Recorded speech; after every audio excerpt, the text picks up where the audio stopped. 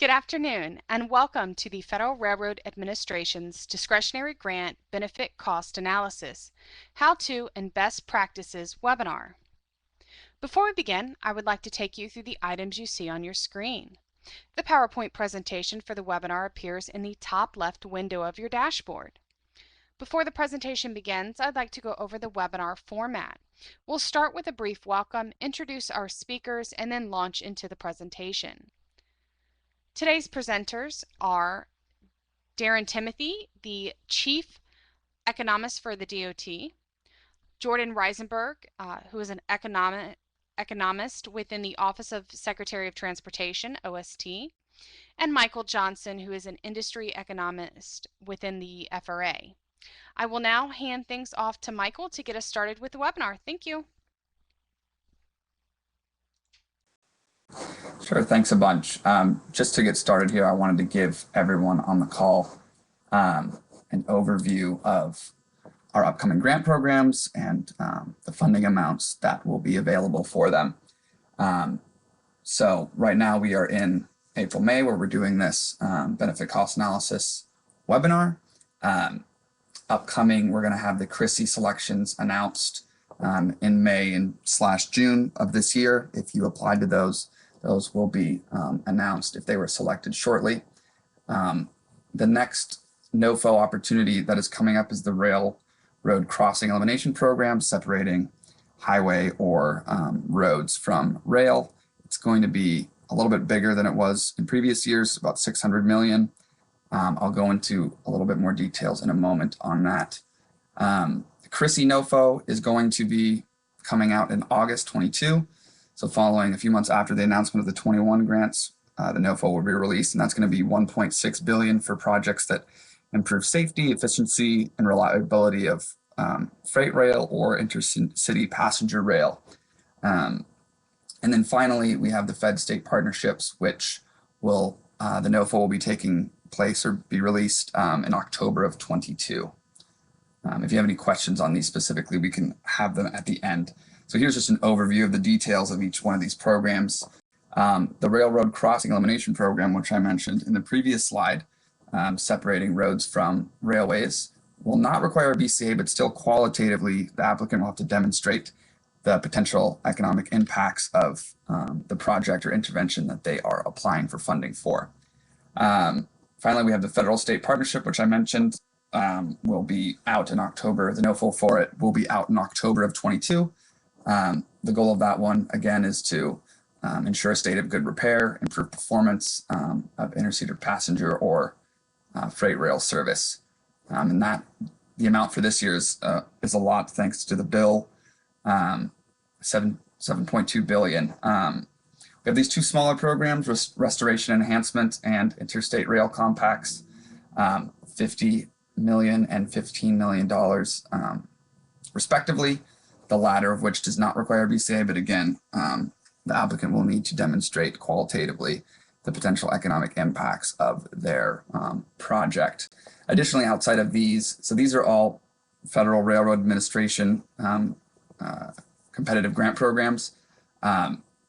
Other rail projects could be eligible under different grant programs, such as the infra, or this year there's the big mega program, which are DOT-wide, but they can have truck implications, port implications, rail, or a combination of all three. So that's kind of an overview of the upcoming grant programs. And feel free to ask any questions, and we'll put them in the chat and we can address them near the end. And then now I guess we'll get right into the overview of the BCA webinar itself. So Darren or Jordan, feel free to take over here. All right. Thanks, Michael. And again, welcome all of you for appreciate your joining us today. So if any of you have had a chance to participate in some of our recent BCA webinars for other grant programs, you'll recognize this presentation as pretty similar. But as we go through, we will try and highlight areas that are specific to the types of projects that are eligible under the FRA grant programs. So first, the thinking about what is a benefit cost analysis. Think of it as a systematic process for identifying, quantifying, and comparing expected economic benefits and costs of a proposed infrastructure project. Why do we do it? One is that it provides a useful benchmark from which we can evaluate and compare potential transportation investments. And also adds a degree of rigor to the project evaluation process by doing this, providing this more quantitative approach to that assessment. One of the questions you may be especially interested in is, what do you need to actually do a BCA? And I think there's really three general keys. First, you need a clear understanding of the problem that your project is intended to solve. These are what we'll talk more about, your baseline conditions. And then how does the project address that problem? So you need some kind of measures of effectiveness of what the project will do to alter those baseline conditions. You need a well-defined project scope and cost estimate in order to provide those inputs. And then you'll need monetization factors for key project benefits. As we go through the presentation today, we'll talk about where you can get some of the resources that we provided DOT on some of these factors. So we have our DOT BCA guidance, which we'll talk about today. Other sources that may include project planning and engineering documents. So presumably there's some information that you as the project sponsors have put together in just how you reach the decision to pursue a particular project and design it a certain way. And then maybe you can also look to industry technical references and analytical tools in some cases to help you particularly get for generating things like your measures of effectiveness. When you submit your BCA under any of our DOT infrastructure grant programs that require those analyses, we'll review the BCA. We'll be examining the key assumptions in the analysis. We will make corrections for any technical errors we come across. We may perform sensitivity analysis on some of the key inputs, and we'll consider any unquantified benefits. Our BCA guidance does cover all of our US DOT discretionary grant programs. We update it every year, so we have for each new fiscal year's funding, and it's available at the link found here. And as individual programs, as NOFAs are issued for individual programs, there'll also be links on those program websites to our BCA guidance too.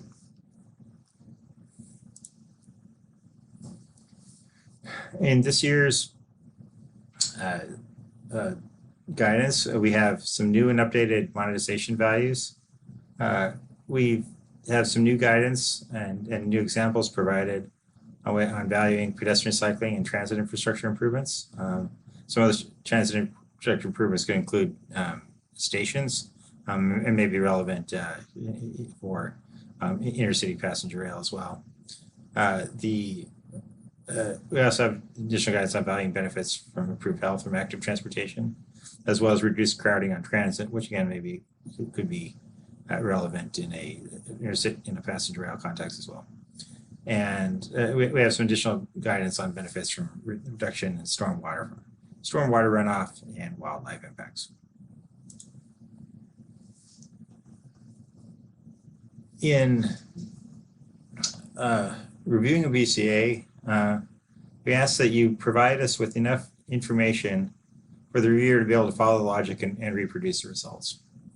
And so some things that are really key in assisting us in that regard.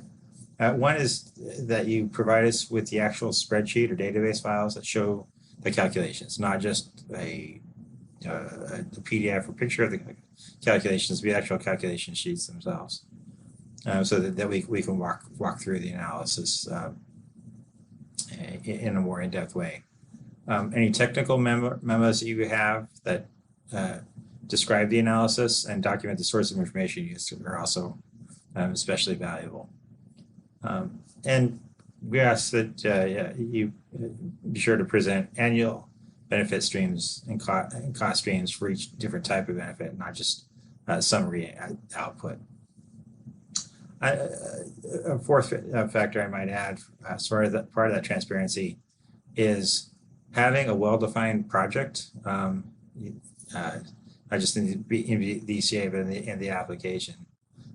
Sometimes we'll see applications where the sponsors will spend a lot of time describing the context for the project, which is really helpful. But sometimes it's not always clear exactly what are the physical improvements that are being made. So making sure that you have that down, because that again, that's really important to be able to tie that to the types of projected impacts that you would expect to see. So I mentioned before, doing a good benefit cost analysis starts with having a good baseline. You should measure the costs and benefits of a proposed project against a baseline alternative, sometimes referred to as the base case or the no-build case. Some things you do want to consider in setting up your baseline. One is that you factor in any projected changes, such as increasing freight or passenger volumes that would occur even in the absence of the requested project. So this is it's a forward-looking analysis going out several years in the future, and you want to account for those baseline, not just today's conditions, but what baseline conditions would be like over time. You don't want to factor in any ongoing routine maintenance. So you may have this is particularly important for projects aimed at improving the state of good repair. I'll touch on this more later. But if as assets age, you may see increasing maintenance expenditures being required. You would want to take that into account. You also want to consider the full long-term impacts of the no-build case. For example, you may, under the no-build, you may eventually reach a point where even with continued or even increasing routine or corrective maintenance, that you have to close the facility or impose weight restrictions. And most importantly, you want to be able to explain and provide support for your chosen baseline. Some things you want to stay away from with your baseline are, one is to assume that the same or similar improvement but will be implemented later. So really looking for comparison against a no-build alternative, not just doing the same thing at a later date. And be careful about using unrealistic assumptions about alternative traffic flows. What we mean by that is that if the improvement doesn't get implemented, you should assume that shippers or other users of transportation facilities would take advantage of the next best alternative rather than doing something extremely uneconomical. For example, you may have a short rail spur providing access to an industrial facility or a commercial area, and you wouldn't want to assume that without it would be unrealistic to assume that absent that spur that shippers or passengers would use extremely expensive alternatives over long distances. Most likely they would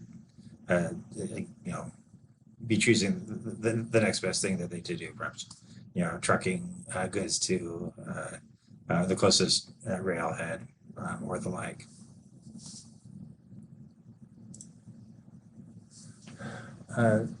Another important input, of course, are demand forecasts. Most of your benefit estimates are going to depend on ridership or other usage estimates. We ask that you provide supporting information on the forecasts, such as the geographic scope that was included, some of the key assumptions made in those forecasts, The data sources were used in the basic methodology. So in some cases there may be very detailed traffic studies that encompass hundreds of pages. We don't need the full blown report, but we do need enough information to understand what the forecasts actually mean.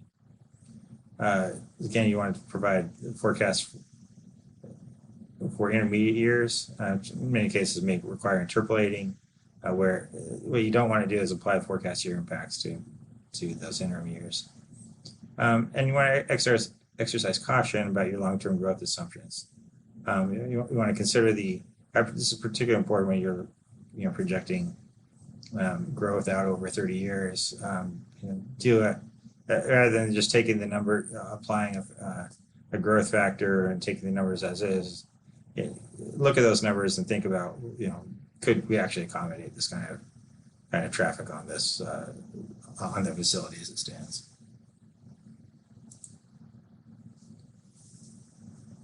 As of course, in pulling your analysis together, you'll need to define what is that period that you are developing and presenting estimates for.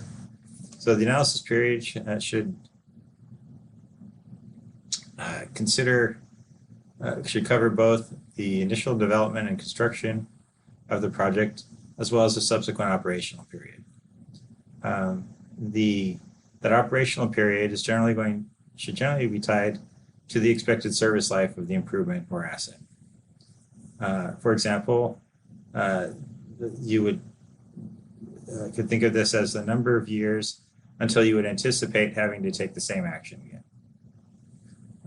So one implication of that is that lesser improvements should have shorter service lives. So if you're making repairs to a facility, that would have a shorter service life, presumably, than actual rehabilitation, and rehabilitation may have likely have a shorter service life than completely reconstructing or replacing a facility. Also, in thinking about capacity expansion, we recommend a maximum of 20 years for the operational period, capacity expansion or other operational improvements, regardless of what the actual physical life of the asset would be. We also suggest avoiding excessively long analysis periods, which we define as more than 30 years of operations, and that you use a residual value, which we'll talk about later, to cover those out years of remaining service life for long-lived improvements, such as bridges.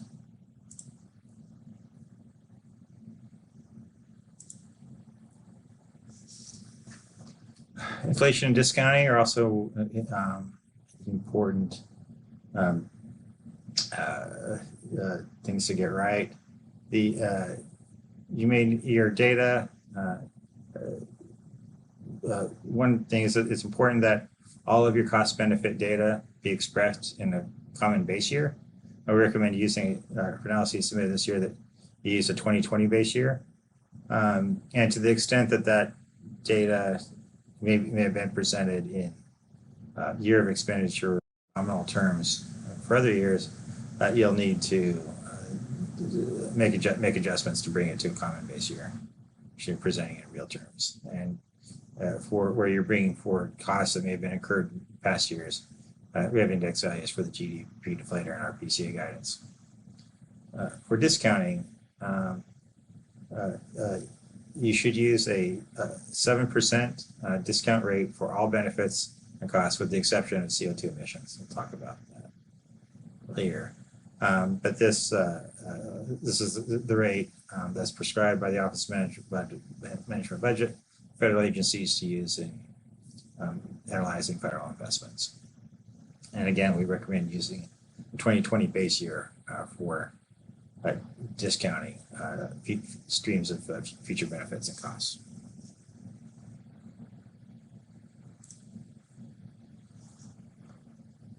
The scope of the analysis, again, really, it seems basic, but it's really important. It's an area where we often run into issues in benefit cost analyses.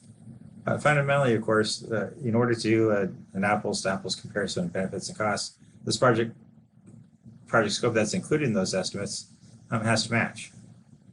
So, for example, you shouldn't claim benefits from a larger project, but only count the costs saved from the grant-funded portion or only one phase of the project. To that extent, along those same lines, the scope of the project should cover a project that has independent utility. And what that may mean in some cases is that you need to incorporate costs for related investments that are necessary to achieve the projected benefits, even if those aren't, those additional investments aren't specifically part of the grant request.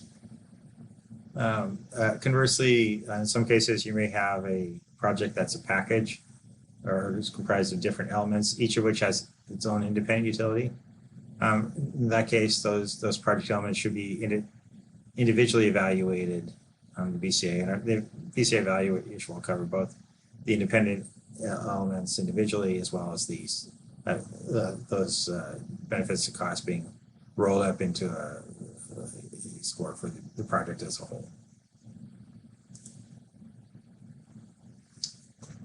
The thing about different types of benefits, first, again, they should be presented on an annual basis. And you shouldn't assume annual benefits, constant annual benefits without a good reason to do so. Any negative outcomes should be counted as disbenefits. So, for example, work zone impacts that may, during construction, may affect operations negatively. That should show up there. And it's really important to avoid double counting of different types of benefits. So, safety benefits are typically associated with reducing fatalities, injuries, and property damage. Projected improvements to safety outcomes associated with the project should be explained and documented. You should justify your assumptions about expected reductions in crashes, injuries, or fatalities. For example, for highway improvements that may be related to your project, there, Federal Highway Administration has a clearinghouse of crash modification factors. You could pull from there, or if you're using estimates that come from some other source, you need to be able to document and justify that. There should be a clear linkage between the project and those improved outcomes, and we recommend that you use facility-specific data history for your baseline, where possible, or that you have, in some cases, you may have be using software that models safety outcomes, which is fine, but again, you just need to be careful that ensure that the baseline assumptions in the model are consistent with other aspects of the analysis. Crash-related injury and fatality data may be available in different forms. To the extent we're talking about crashes that involve police reports, many places use the so-called CABCO injury scale. We've provided values based on that. And in some cases, the data may be described as fatal or injury crashes versus the number of fatalities and injuries. And our BCA guidance provides values that cover all of those cases.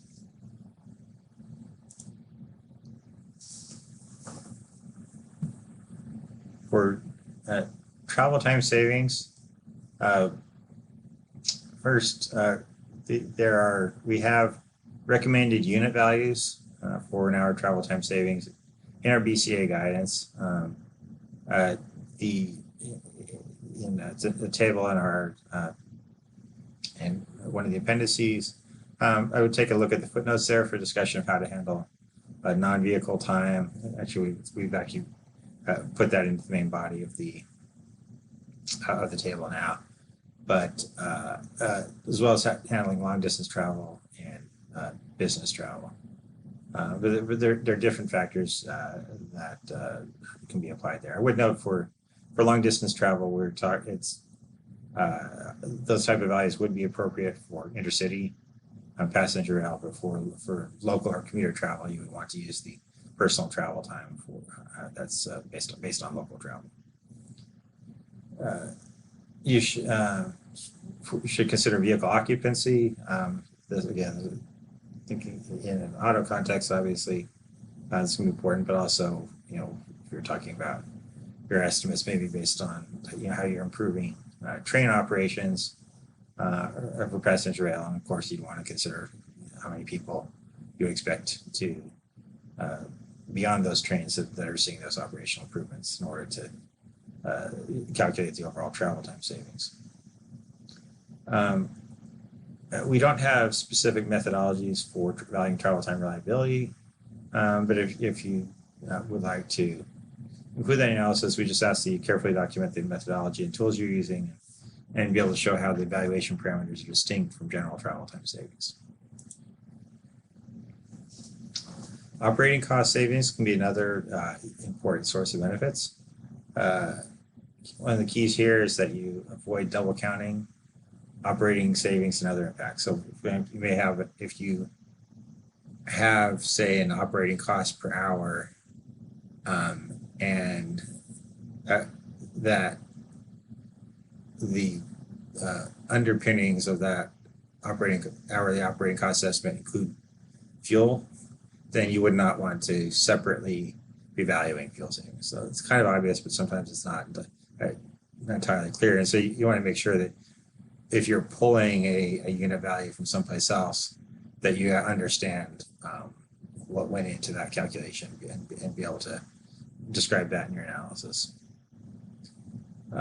Similarly, if you're had an aspect of truck travel time savings, we have unit values per mile on that, but you want to make sure you're not valuing. Our unit values don't include driver time, so you want to make sure those are treated separately. And we do recommend that you use localized specific data wherever possible. We do have some standard per mile values for light duty vehicles and commercial trucks.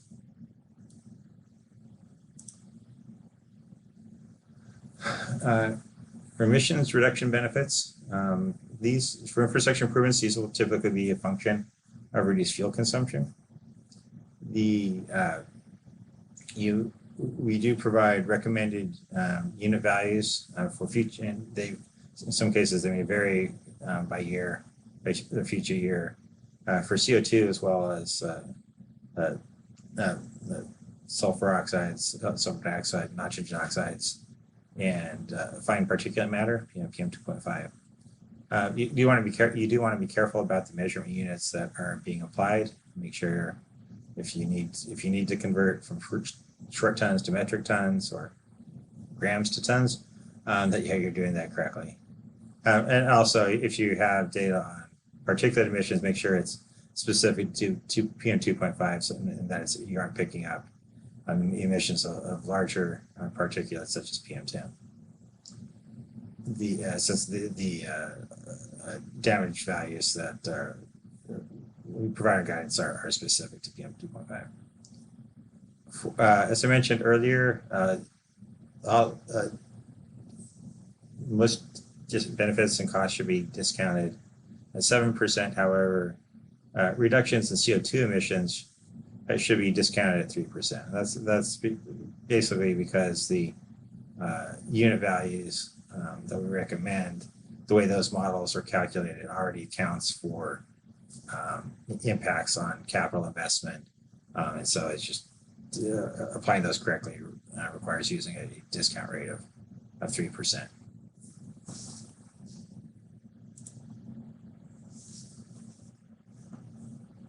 As I mentioned, a new area in our guidance this year is different types of amenity benefits, and we have values in our guidance and describing the methodology there.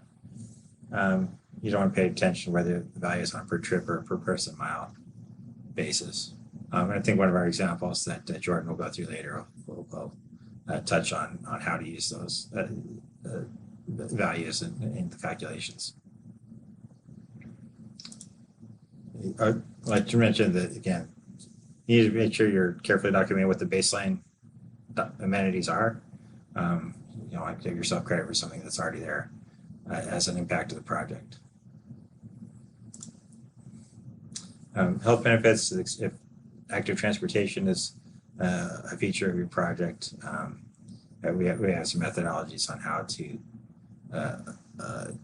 calculate and monetize those impacts within our BCA guidance. Next, we want to talk about some other types of, briefly discuss other types of benefits, also some other key concepts in estimating benefits.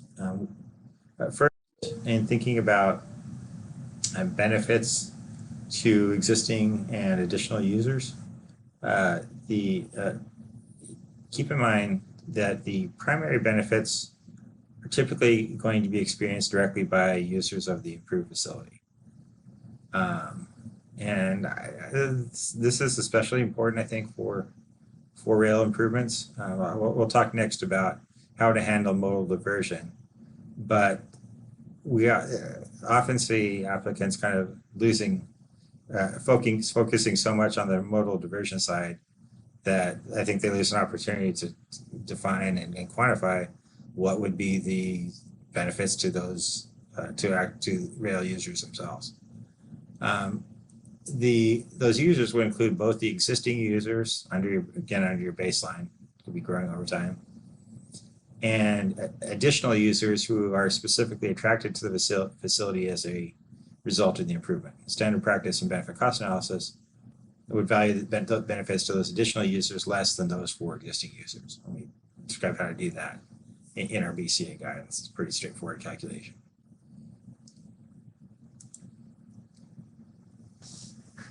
When it comes to modal diversion, and again, for rail projects, both passenger rail and freight rail, this is often something we see estimated in BCAs that are submitted for our programs. Some key things to think about here. First is what's the projected magnitude of that modal diversion.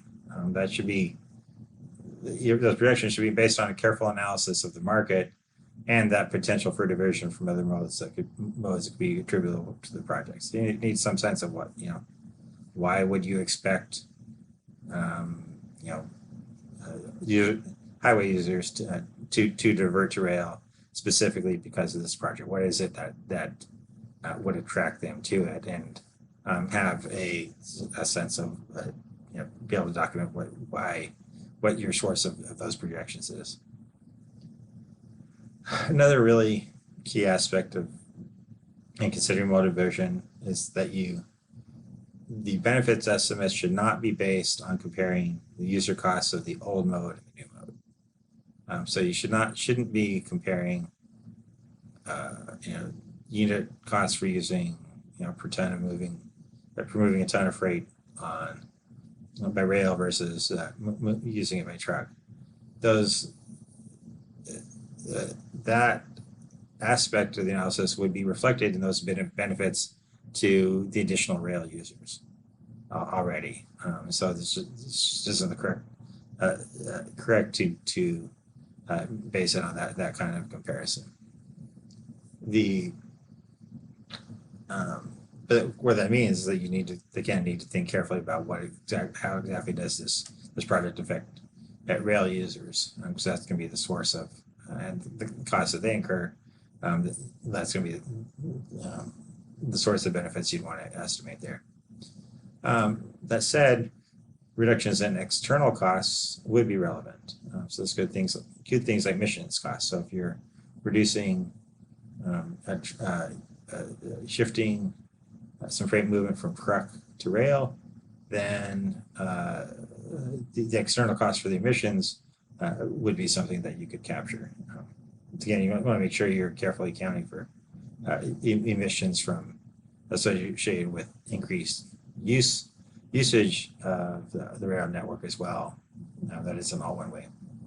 We can also consider things like reduced pavement damage to the extent those damages aren't also covered by user fees on trucks or fuel taxes and the like. We do have provide values. This is new in our guidance, some values for external costs associated with noise and congestion from specific trucks in our BCA guidance.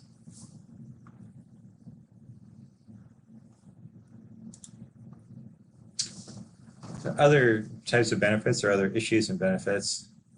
One, we talked a little bit in our BCA guidance about agglomeration economies.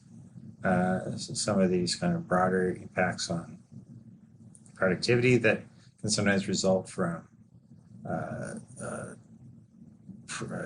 infrastructure improvements, for example, providing access to a larger catchment area, greater variety of labor or other inputs that can have these kind of additional impacts.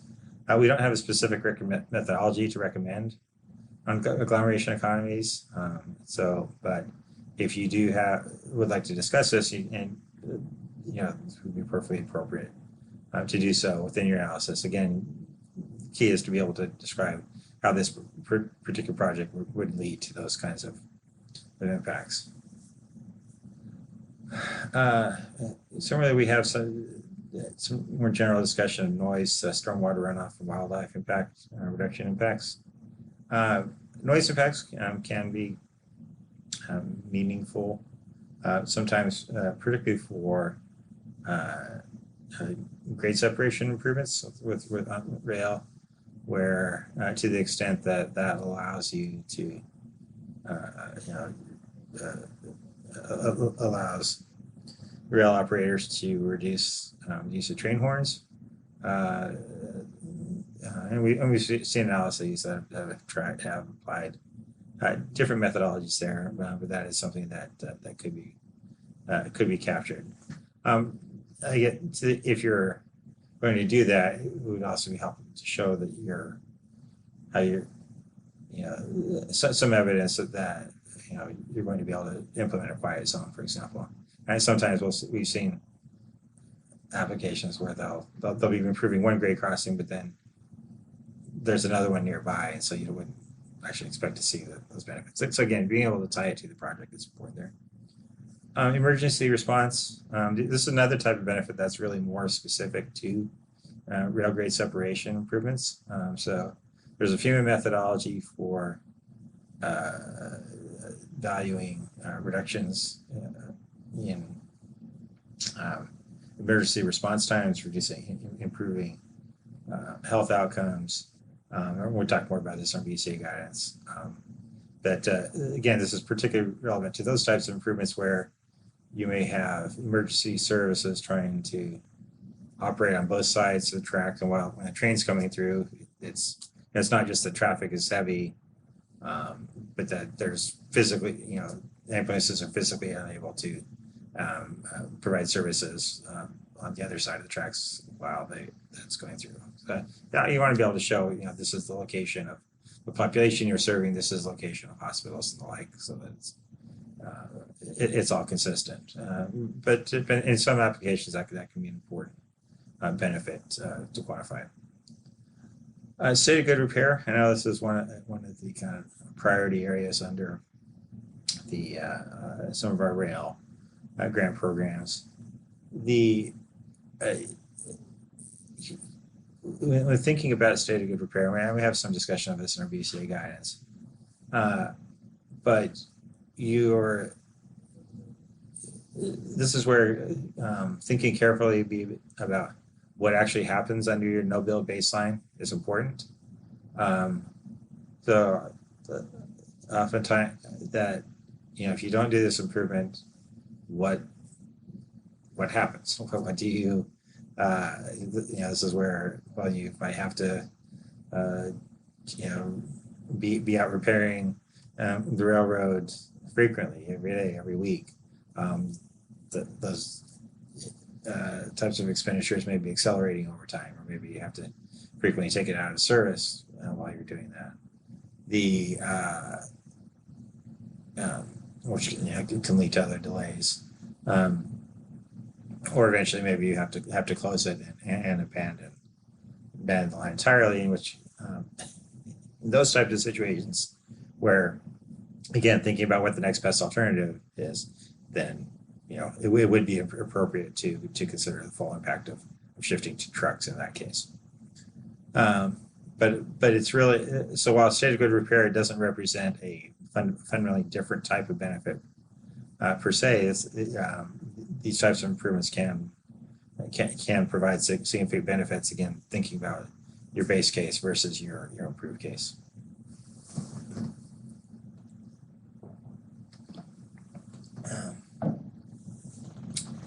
Resilience for some types of projects can be another important aspect. The key in thinking about resilience is that first is that the types of benefits that you would be calculating as being tied to improved resilience are generally going to be the same types of benefits that we just discussed before. So if you're talking about a reduced risk of failure for an asset, or reduced period of time which will reduce damage to the facility in the event of in the case of say a seismic event or extreme weather event, that's the types of impacts are generally going to be things like causing people to have to traffic to have to divert over longer distances, for example. In that case, for calculating the benefits, it's basically the product of the expected frequency of those events that you're mitigating against and their consequences. So you may have, when in the case of an extreme flood, the facility is out of service. What are the consequences of that? But then you need to you would convert that to an annualized figure by saying what's the annual probability of that type of event occurring. And that would give you your annual expected benefits. So you really need to have both of those features. And sometimes it can be tricky at projecting the frequency, but that's again that's the type of basic information that would go to why a project is being designed or even considered in the first place. What's the type of event that you're trying to mitigate against? It's presumably there would be some engineering data that could support that. And finally, property value increases. The main thing to consider there is that property value increases are a measure rather than a benefit per se. So it's other factors that would lead to increased property values attributable to projects, such as increased accessibility of a particular piece of land. And so you want to avoid double counting,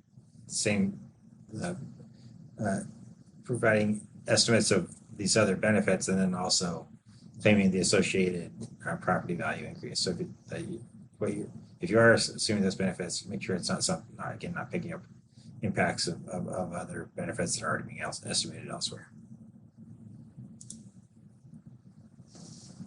As I mentioned earlier, we will consider unquantified benefits in assigning a rating to a project. If you're discussing unquantified benefits, first you should quantify the magnitudes or timing of those impacts wherever possible.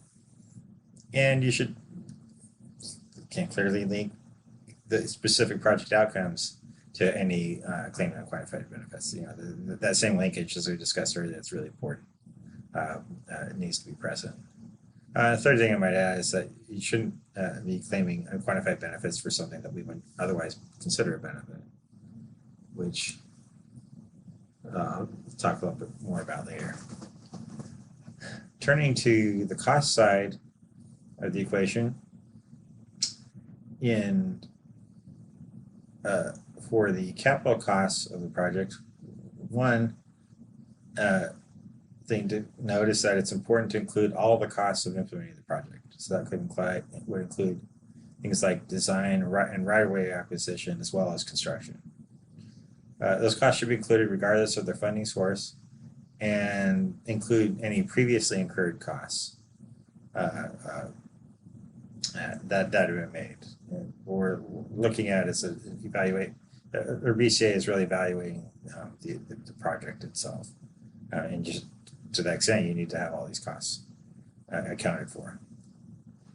Within the analysis, we'll expect to see 3 different forms of capital costs, and we'd really appreciate it if you can be clear within your analysis where these different dollar figures are being used.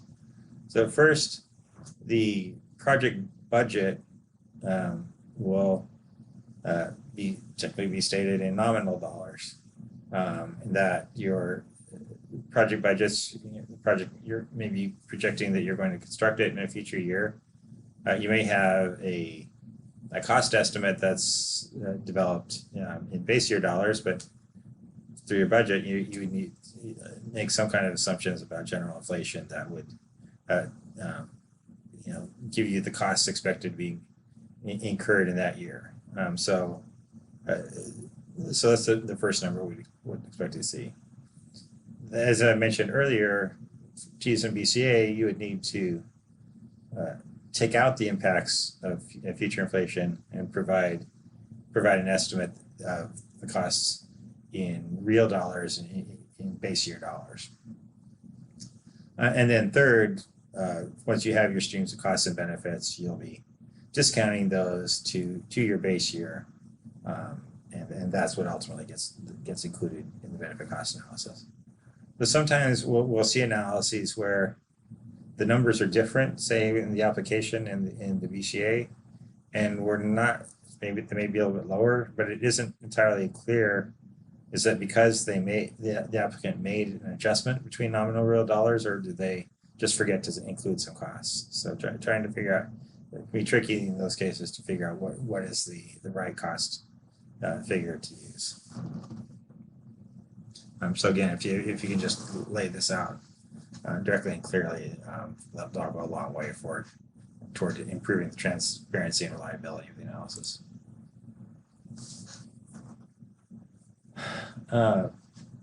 Next, maintenance costs. As mentioned, we touched on some of this before, but important to keep in mind that net maintenance costs associated with the project may be positive or negative. So if it's a brand new facility, you would expect to incur some ongoing maintenance costs over the life of the project. Those should be factored in. Conversely, for rehabilitated or reconstructed facilities, well, in most cases, result in net savings in maintenance costs between the build and no build. Again, this is where one of the key impacts that a steady good repair oriented project can have. The final concept under the cost is, as I mentioned before, residual value. So assets that have a remaining service life at the end of the analysis period, you may calculate a residual value for the project. Again, keep in mind that the service life doesn't necessarily match the physical life of the asset. So if it's capacity-oriented improvement, you want to make sure you don't confuse the two. But a simple approach to doing this type of calculation would be to assume linear depreciation. So, for example, if you have 30 years of operations analysis period, the expected life of the service life of the structure, say, is 50 years, then you would assume that you have, you just take credit of sorts for the 40% of the service life that's remaining and apply that to the original cost of the project. Of course, when you do that, you want to be sure to properly apply discounting. So it's not the 40% of the overall cost, it's the 40% of costs discounted to year 30 or 30 plus whatever your construction period is within the analysis.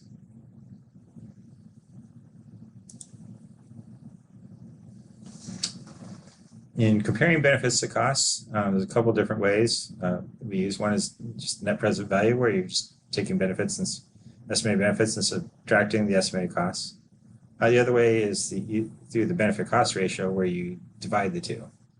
And the key thing to consider in doing the BCR calculation is that the denominator should only include the capital costs.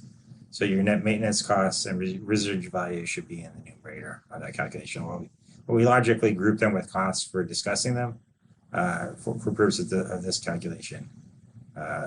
Basically, they should be grouped together with benefits.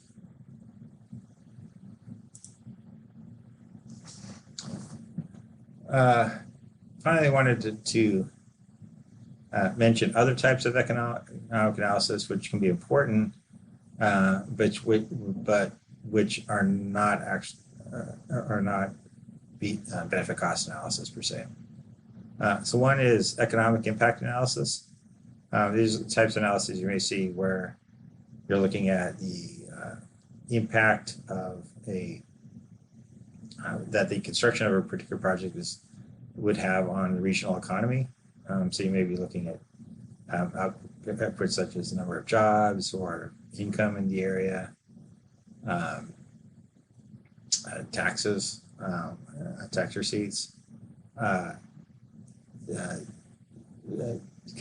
Oftentimes, policymakers may be very interested in getting those kinds of projections. Another type of analysis is financial impacts. Financial analysis, such as particular revenue analysis. So a project may be expected to lead to increased revenues accruing to the operator. Or distributional effects. So we'd be interested in how the impacts of the project or benefits of project are distributed among different populations. The key here, again, is that the key things to keep in mind is that these different types of analysis use different approaches and are really answering different questions than does a benefit cost analysis.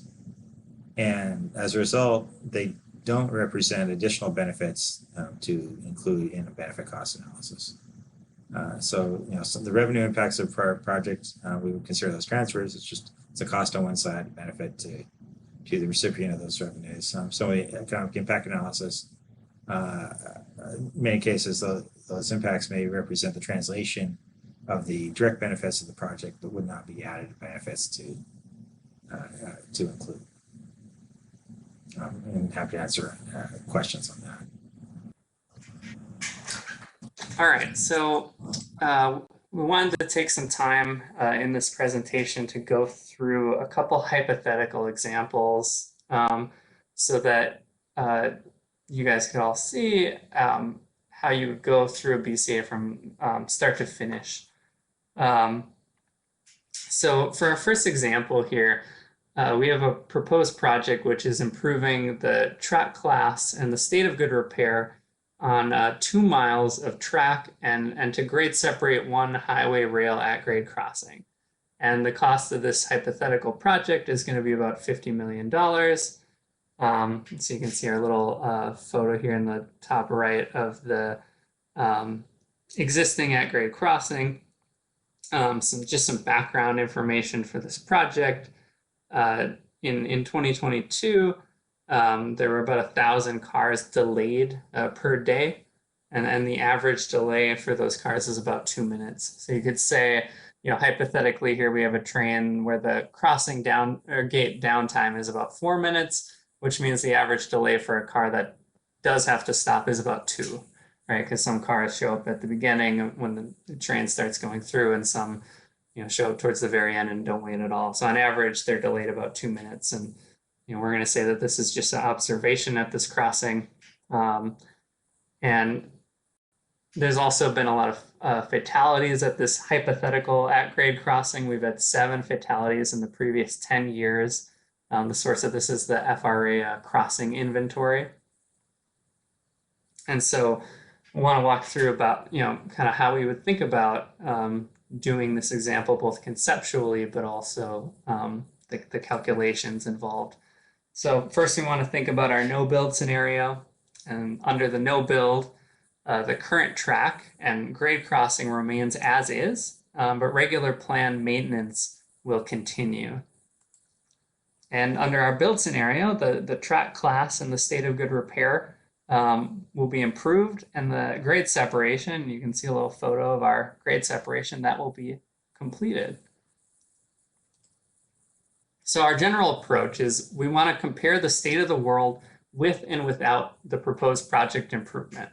So under our no build scenario, again, the current track and grade crossing would remain as is, regular plan maintenance will continue, and under our build scenario, the track class and state of good repair will be improved and the grade separation will be completed.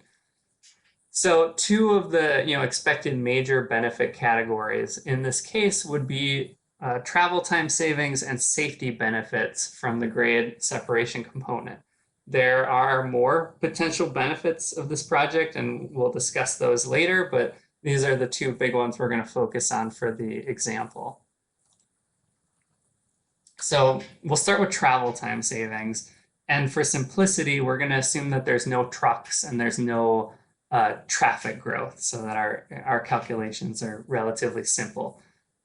So to do annual vehicle travel time savings to get our undiscounted estimate of those benefits, right, we're going to need an average delay time. We're going to need to know how many vehicles are delayed. We need an hourly value of time, right, to convert that delay into a monetary value. We're going to need some assumptions about vehicle occupancy because as you'll see in our BCA guidance, our hourly value of time, they're per person hours. So we need some assumption about how many people are in each vehicle that gets delayed. And then we'll need an annualization factor to convert the daily to the annual value.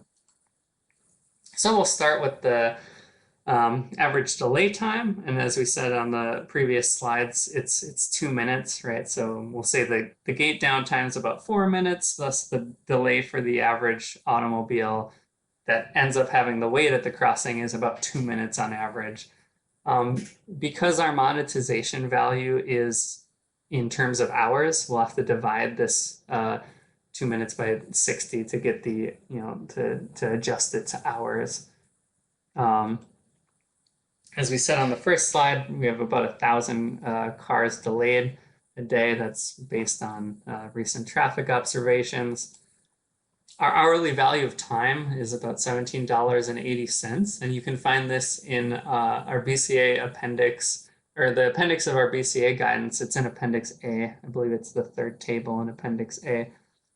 This is the all-purpose value of time. For a vehicle occupancy, we're going to assume 1.67. You can find this value as well in Appendix A.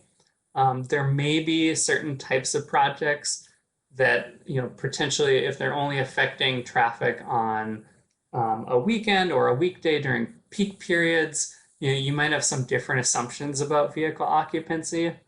So we have some other values in there depending on the context of a project that you might use. You might even have some local data on vehicle occupancy that would be good to use as well.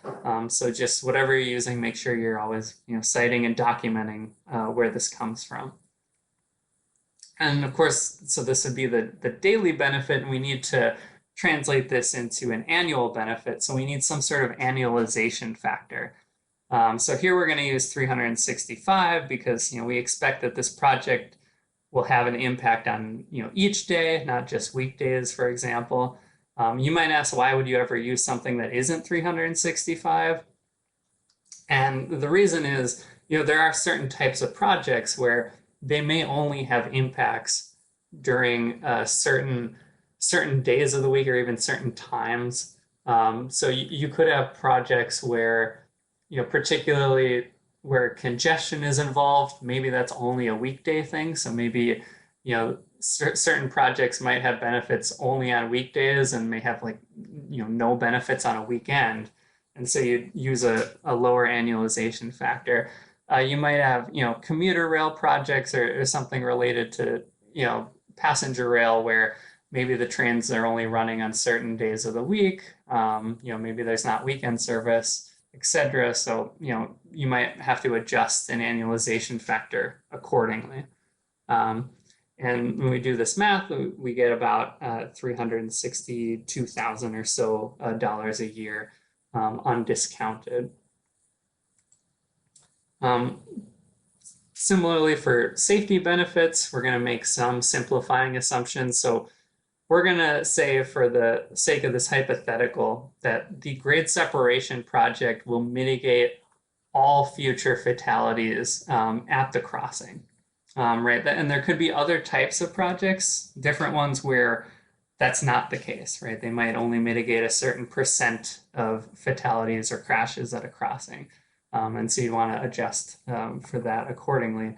But in this example, we're going to assume that, since this is a grade separation, it will become impossible, or at least very, very difficult, for someone to still drive their car onto the track.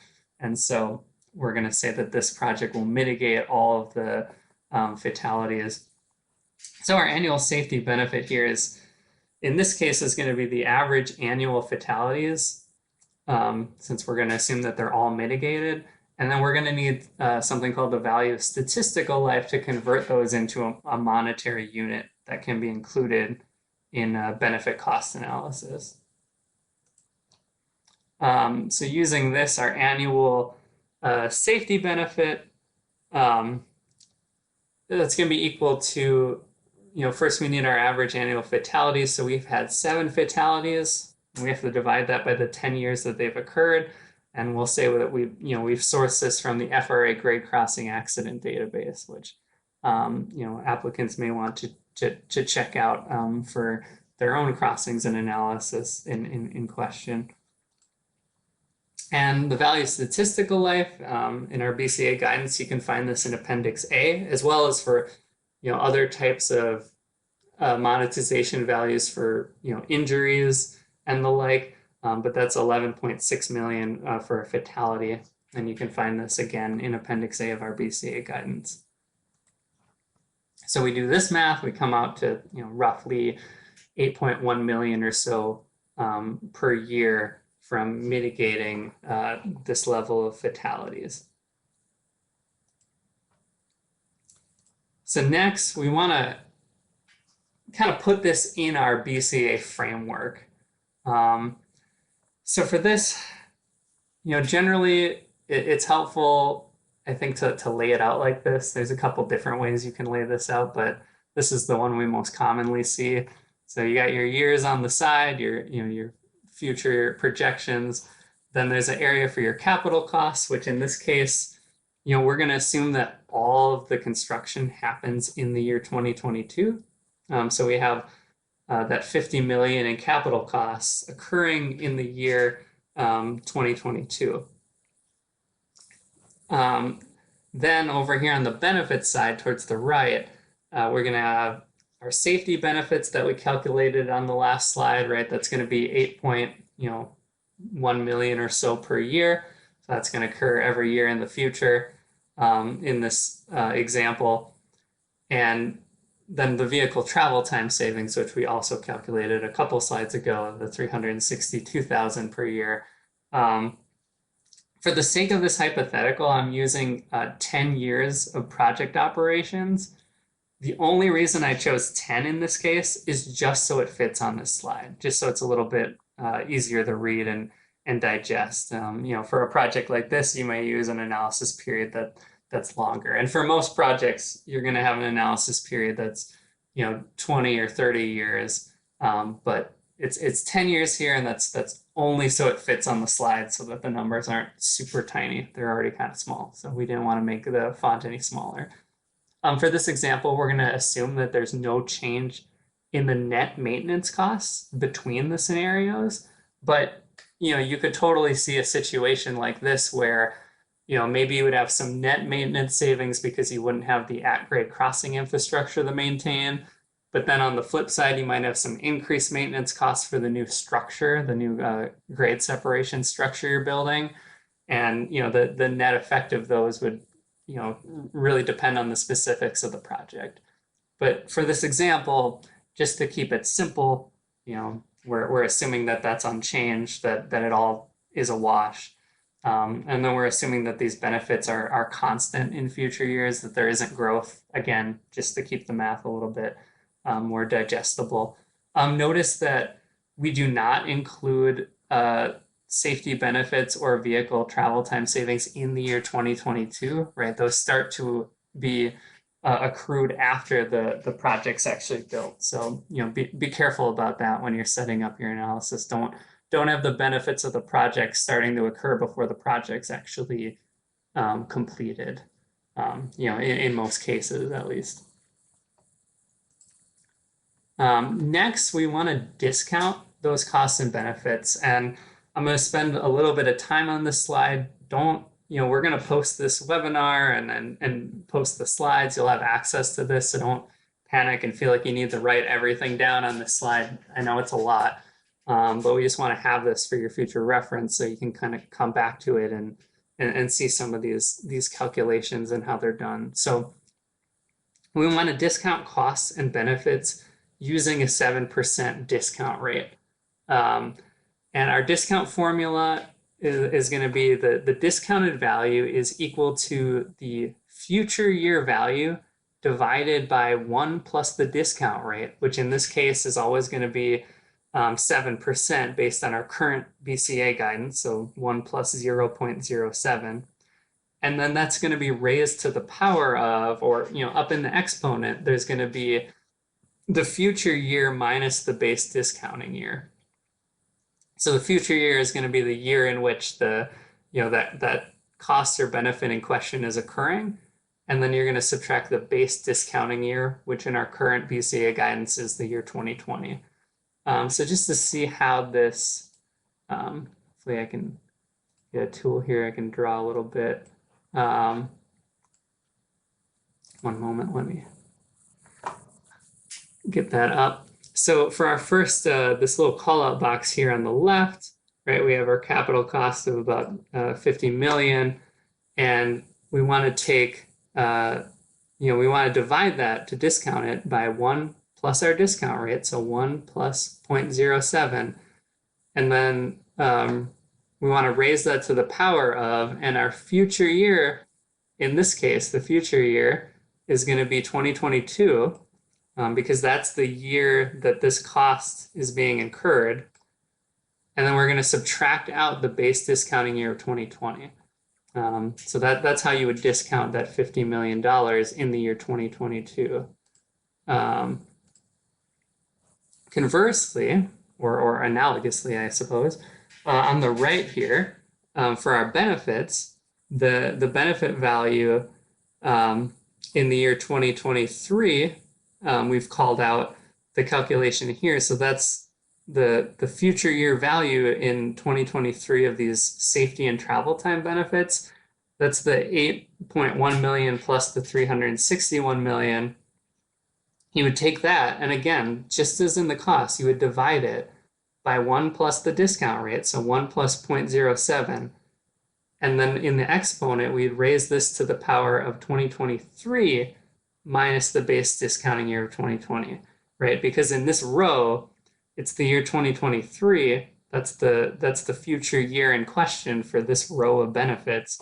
And then, as always, we're subtracting out that same base discounting year of 2020. And similarly, if we go to the bottom here in the row 2032, you can see that the calculation of benefits for that year is almost the same, right? It's the same. It's the 8.1 million plus 361 or 362,000 or so in benefits. We add those together, and then again we divide them by the roughly the same thing. It's 1 plus the discount rate, so 1 plus 0.07, and then raised to the power of, and in this case it's going to be 2032, right? Because these are the 2032 values down here. And then again, just as in all the other ones, we'll subtract out the base discounting year of 2020. So, it's important to kind of see how the math doesn't really change as we go through this. There's only a couple values that are changing, right? So that future year value is changing, but each time you do this, it's always dividing by 1 plus the discount rate. That's not changing in any of these. And then you're raising it to the power of, and then there's the future year, that's changing depending on the row that you're in. And then the base discounting year is going to be, the same in all of these examples. I'll just note as an aside, the discounted benefits in this column, you might get ever so slightly different numbers because these are done with the unrounded values. So if you're doing this math, if you're like $1 or $2 off on this side, don't worry about it. But if you're significantly off from these numbers, then you would definitely want to check your calculations one more time. So that's discounting. It doesn't change. There's only a few key inputs that change. So definitely recommend taking some time and looking through this slide to help familiarize yourself with the concepts and some of the calculations involved, as it takes a little bit of getting used to. Once we have these discounted values, then we want to sum the discounted benefits and costs to get our total discounted benefits and our total discounted costs, right? So in this example, it's kind of easy, right? We have our discounted costs here in this column, right? And there's only one year of costs in this case, so the total discounted cost is actually the 43.7 million that we bring down to the bottom. But if you had a project where there was construction through multiple years, if we had more than 1 year of construction, you might try to spread these costs out, and then you would have some discounted costs, over the course of a few years that you need to then add up to put here. And the benefit side kind of shows that, right? We have a lot of benefits accruing each year, and we want to add up the row of benefits to get we want to add up all the discounted benefits to get the total discounted benefits. And again, these totals might differ a tiny bit, just do the rounding. So if you're trying to recreate this, that might be why. Lastly, once we have the total discounted benefits and the total discounted costs, we can go and calculate our net present value, or NPV, and benefit cost ratio, or BCR. So our net present value is going to be the total discounted benefits minus the total discounted costs. So in this example, from our last slide, that was roughly 52 million, minus the total discounted costs, that was roughly 43.7 million or so. That gives us a net present value of about 8.4 million.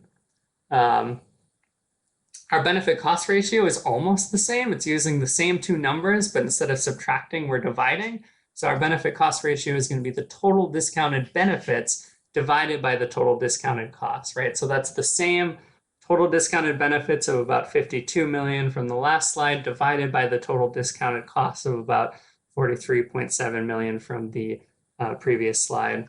And that gives us a benefit cost ratio of 1.2. As we said, there are other potential benefits this project might have. So you might want to think about, as we discussed, there could be some net maintenance costs from improved state of good repair, but these could be partially or fully offset by, new maintenance costs for the new, structure in the grade separation. There could be some reduced risks of derailment from improved state of good repair, but as we said, those are kind of rare and it can be kind of complicated. So if you're assuming some of that, be careful, show us your sources and your analysis. There could be reduced emergency response delays, right? If you have a hospital on one side of the crossing and a population on the other, there could be delays to ambulances and such. So you want to check our BCA guidance on some of the emergency response benefit methodologies there. There could be reduced freight rail operating costs if there's a substantial section of track where the class is upgraded. Maybe you can have either faster train movements or allows for heavier trains. So you can have the same freight movements with fewer train car miles or fewer crew hours. So you'd want to try and think about how you would monetize those types of operating cost reductions. And when doing so, remember to cite your sources and document any assumptions such as the crew per train or the cost per hour. Just always make sure that we can tell where those are coming from. This isn't meant to be an exhaustive list. This is just to illustrate, the exact benefits of a project are going to always depend on specific context, but these are some you can think about with this type of a project. For a second example, we wanted to give an example that would show how you would apply some of these new amenity benefit calculations. So for this proposed project, we got an existing rail station and we're going to add a second track. We're going to allow, the current rail station, we have basically some pavement alongside the track where people wait and then they can step onto the train when it comes. With the new project, we're going to have level boarding. People can, don't have to step up onto the train. Going to have seating and some weather protection. And, for this hypothetical, we're going to assume there's 1,000 daily station users at this station. So again, our approach is we want to compare the state of the world with and without the proposed project. So under the no-build scenario, the track configuration remains. There's no station seating, there's no level boarding, and there's no platform weather protection. Under the build scenario, again, the rail station is expanded to 2 tracks, level boarding is added, seating and platform weather protection are added.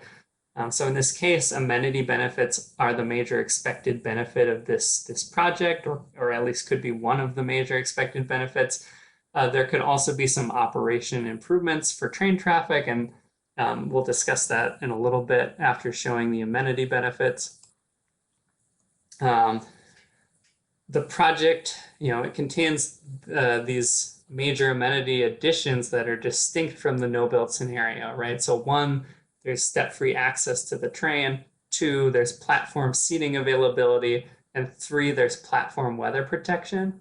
And if you look in our BCA guidance in Appendix A, we have some monetary values per station user that can be applied in these situations. So for step-free access to the train, it's 7 cents per station user. For platform seating and weather protection, it's 12 cents per station user for each of those. So we come to a grand total of about 31 cents per station user. As we've discussed before, if you're using these, you want to be sure to document that the claim build scenario amenities are not already available under the no build scenario, right? You don't want to be counting benefits for things that you're already doing even without the project. So the calculations for the claimed amenity additions would be as followed, right? You'd have annual amenity benefits. That'd be, you need some benefit per station user, you need the daily station users, and we need some annualization factor. So just, looking at what we'd done on the last slide, right? We found the benefit per station user was about 31 cents per station user. And this comes from Appendix A of our BCA guidance. We said in this hypothetical, maybe it's from ticketing records, that there's 1,000 daily station users here. And we'll assume that our annualization factor is here. It's 365 days. Obviously, again, if it's, if it was commuter rail that only ran on weekdays, or, intercity passenger rail that doesn't run every day, maybe you would have a different assumption here. But, for this example, we're just assuming that it's roughly the same every day. And you do this math, it comes out to about 113,000 or so per year undiscounted in the annual amenity benefits. I'm not going to go through this in all the detail of the first example, but again, the math is roughly the same, right? We'd have some sort of capital cost that we'd have to discount and place here. And then once the project is built in 2023, we would begin to accrue these station amenity benefits every year, and we would need to discount them. And we would use that, the same formula that you've seen in hypothetical example number 1, right? We would, each of these years, we've called out this 2032 year down here, right? It's just our future year value of 113,000 divided by 1 plus the discount rate. That's 1 plus 0.07, and then raised to the power of the future year, which in this row is 2032, minus our base discounting year of 2020. So it's the same math as in the first example. We're just repeating it. And when I say raised to the power of, I mean in the exponent. So like x raised to the power of 2 is the same as saying like x squared, or x with the little 2 up above, just for people who may not be familiar with all the terminology. That's what this tiny little caret here means. Again, note that the totals, these might differ a tiny bit due to rounding, but just the same as before, if you had the discounted costs here and the discounted benefits, you could add each of those up and calculate the net present value and benefit cost ratio in the same way as under the first example. Additionally, the second track and platform component of the project could improve freight and passenger train operations, because freight trains can now pass while one passenger train stops at the station. So you might have some freight train operating and crew cost savings. You might have fewer delays to passenger trains because under the no build, if they arrive at the same time, maybe a train has to wait at a siding. Because under the build scenario, now both can stop at the station simultaneously.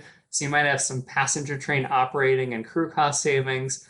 There might be some travel time savings for passengers on those trains. So you definitely want to refer to our BCA guidance Appendix A. There's some local values of time for things like commuter rail. There's also long distance, which would be more applicable to Amtrak or intercity passenger rail. So you want to pay attention to BCA guidance Appendix A. I think it's table A-3.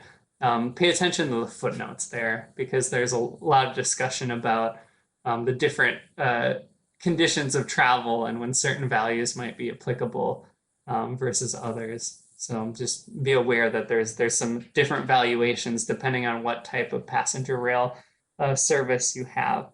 And as always, remember to document the assumptions and sources, things like crew per train or the cost per train hour or per crew hour. Just document where you're getting those from. There's some values in our guidance you could use, but things beyond that, just tell us your sources, show us your assumptions. Quickly here, our last example, we're going to have a project where we expand track capacity from 2 tracks to 4 so that we can separate passenger and freight rail services. So our approach, just as before, and as always, we want to compare the state of the world with and without the proposed project improvement. So under our no-build scenario, freight trains and passenger trains will share the 2 tracks, which causes significant delays and slowdowns. Under our build scenario, passenger trains will use 2 dedicated tracks, freight trains will use the other 2, and this will minimize delays and conflicts between the 2. And maybe they all use each of the tracks, but the point being that with the added track capacity, there's just it reduces some of the conflicts and delays. That's the important point to take away from a project like this. So in this case, 2 expected major benefit categories could be travel time savings for the train passenger, and then some operating cost savings for both the freight and passenger railroads. If you have sort of an example like this, you really want to document the baseline delay data. How often are trains delayed? That's information you want to collect. How long are the delays on average? And how many passengers are on the delayed trains on average? You want to carefully analyze, what proportion of the delays would actually be mitigated by the proposed project improvements, right? So you might have a lot of delay data, but delays might happen for various reasons, and it's not always, track capacity issues, right? So not all types of delays will likely be mitigated by these projects. So it's important to be kind of accurate and realistic in what proportion of delays will be prevented by whatever your project is. And you want to, of course, carefully explain those assumptions and kind of the underlying data that you're using in a case like this.